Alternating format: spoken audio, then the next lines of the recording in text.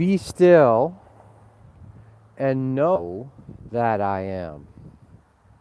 Know that I am. Be still and know that I am. Be still and know that I am God. All this decoding we have to do to get back through to the essence. It's kind of rainy day a little bit in Phoenix here.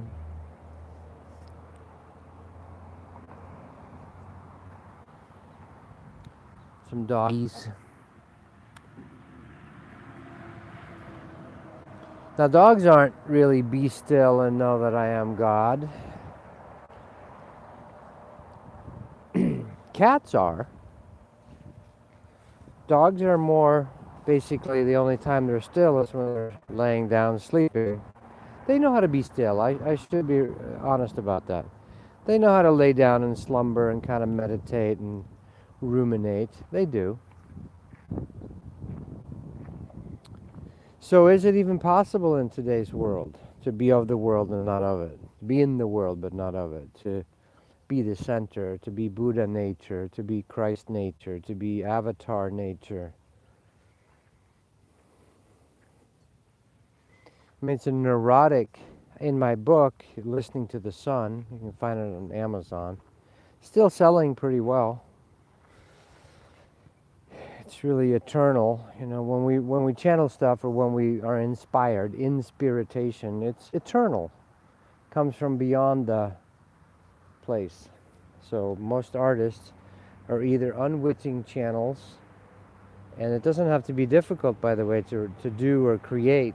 The things that come from God's source when you're be still or you're receptive occur. They just occur. It's like a natural flowering. The rose doesn't struggle to flower. Neither does creation. It just occurs. Just occurs.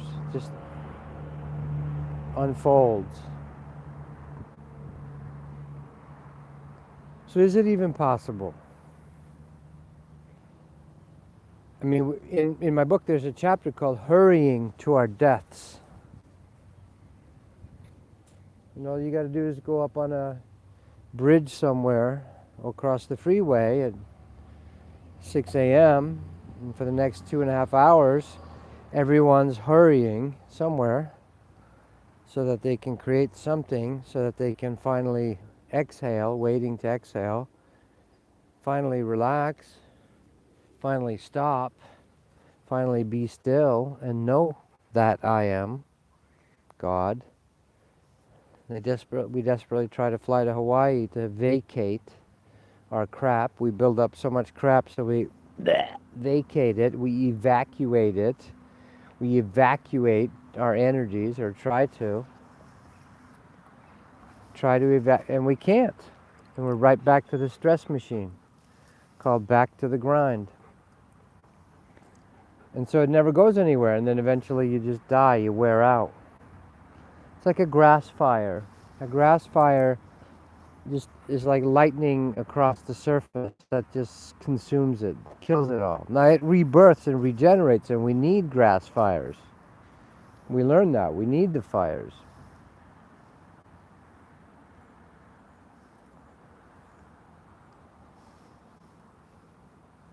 So there is a harvest of souls. But basically our electromagnetic encephalographic energies in our hemispheres, in our brains, are the grass fires. Crazy neurosis. Hey, I gotta be somewhere, I gotta do something. All day long. The alarm clock goes off, up, on you go, stimulants, coffee, drugs, whatever you're taking. Come home, try to sedate yourself, but that's just more programming, the live vision at night. So is it even possible to have, it's not easy to be still and know God in this world based on traffic noise, destruction of your nervous system,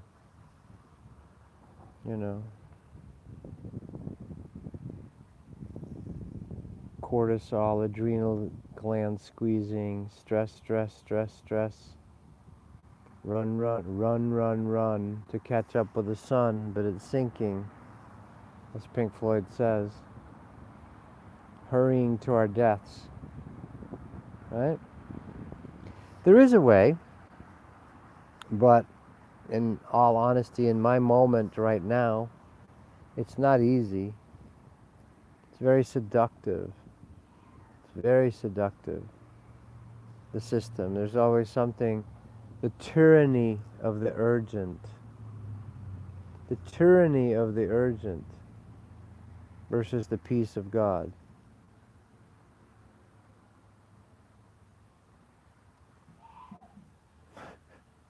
That's Joy sneezing. We spilled cinnamon this morning, and we both breathed some of it in. And I joked, I said, we just created a new therapy. You get a little bit of cinnamon in your nose, and your whole system purges. We can create cinnamon therapy. I'm not joking. This is how this stuff works, and it becomes a wholly new meme. I'm telling you, you start cinnamon therapy right now, it'll become a giant meme. You can make a couple million on it, and hope that that'll save your butt. I'm not doing it. It's all made up. All the thought memes, all made up. Like Mark Twain said, careful what you read in health books. You might die of a misprint. Yeah. But the purging is real. Our fears are real. Our beliefs are real. As we're purging them, I'm doing that right now. This moment, I'm having a moment of clarity of how we consume ourselves. Cancer used to be called consumption. We used to die of consumption. Well, I think maybe we are kind of still. We're still consuming ourselves to our deaths. And it has to be that way. When we're attached, embroiled, infested, manifested, entangled, entwined, intertwined into the mad neurotic dance, the mad neuron dance of fire across your nervous system. That fire eats itself, and you have to die. The body has to let go, and then you go, oh. That's why we call it rest in peace. This is Allie. She's the other little girl. Give Daddy a kiss. Thank you, Allie. You don't want to show your face? No? She's very pretty. She has natural eyeliner. Here, let's see if we can see it. Want to show off your eyeliner, Allie? No? You shy? There you go. Oh, there she goes.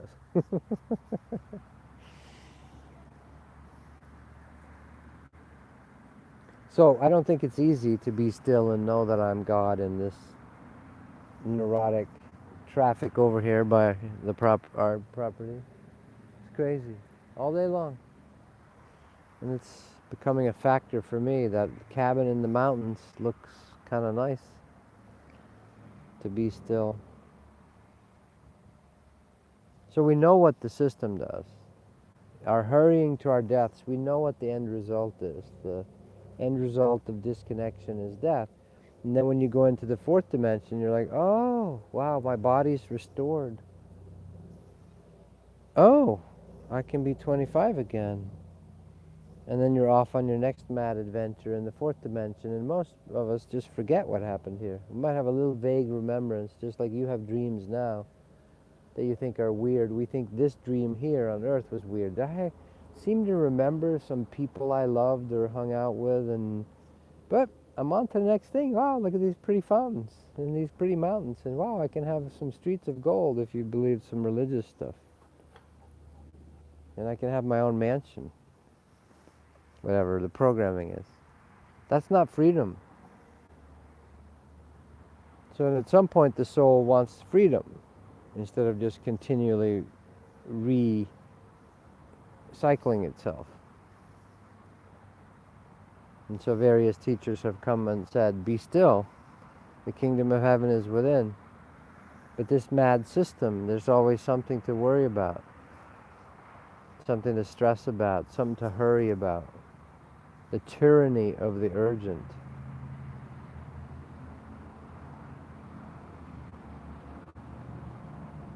And I have total compassion. The last 5 months I'm going through a major destruction, Shiva destruction. My midsection, solar plexus is just, and all my chakras are going through another level of dissolving and melting and destruction and rebirth.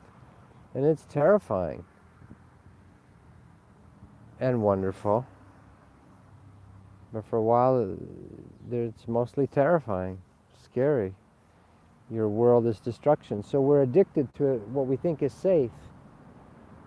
The dog, if you take the dog's collar off, they get nervous. If they're used to the collar. We're used to the collar. I mean, literally men wear collars. They're called ties. They're tied up with ties. Pretty much like a noose, isn't it? I'm sure there's many instances when the tie got caught in the machinery and it became the noose. So, many of us now, though, are waking up to, oh, I don't want to go down with this neurotic dance, the neurotic psychotic again, the psychotic neurotic, the hurry, hurry, hurry to your death. It's always something to yak about. It's always something to worry about, something to stress about. But that's much better than actually having to face ourselves. So I agree. I agree. I mean, when you're not ready, it's scary to face the abyss and the love and to face heaven and hell inside yourself is like, whew. It's like Mark Twain. I love him. Lately, I've been tapping into him when he says, most people stumble upon the truth, but they hurriedly get back up, dust themselves off, and run in the opposite direction. Most people stumble upon the truth, but they hurriedly get back up, dust themselves off, and run away as far as they can from the truth. Or like Pink Floyd says, as a child, I had a moment when I saw through the veils. I forget how he says it. But now I've become comfortably numb. That's our society. And if we're not comfortably numb, we're uncomfortably numb through whatever sedation we need. The sedation nation, one nation under sedation. I did a performance piece years ago, 30 years ago, one nation under sedation. We're still doing it. Nothing, fine, I understand. Whatever gets you through the night. Whatever gets you through the night. And we're not ready to face the stuff, so sedation and denial has its place. I understand. I am holding out hope for the be still space, the be centered space, be Buddha space, praying without ceasing, constant communion is possible while we watch the world go by and enjoy it. I've gotten it from 2 healers now that I need to eat beef 3 times a month. I'm going to enjoy it. Who knows why? It's all mysterious. It's all unique to you. All right, much love. Be still and know that I am. Know that I am. I want to know that I am. And it's an awesome task. And know that currently still, probably, likely, maybe, most of the people around you are going to go down with a neurotic chaotic. They're not going to be able to be still. The neurotic chaotic is still sort of running the world, right? Isn't that what Jesus and every teacher says? This is not my world. My kingdom my kingdom is not of this world. Or Buddha's like, well, that's the bizarre, that's the marketplace. The neurotic chaotic. It's a great band name. Let me know if you use it. Much love. I am doing the webcast still on Sundays. And you can listen to them live and or recorded. You can record them and people listen to them later. I've been kind of quiet lately, going through this personal re-evolution, re-evolution. We got a t-shirt by that way. By the way, I'm wearing the Wise People Discuss, Fools Argue t-shirt, because that's the theme lately for me. Wise people discuss, fools argue. But we have one called Re-Evolution. You might like that. It's really kind of cool. It helps people to evolve maybe a little bit in the moment. Sow some seeds here and there.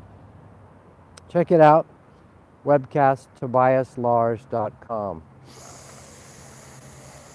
One full conscious breath.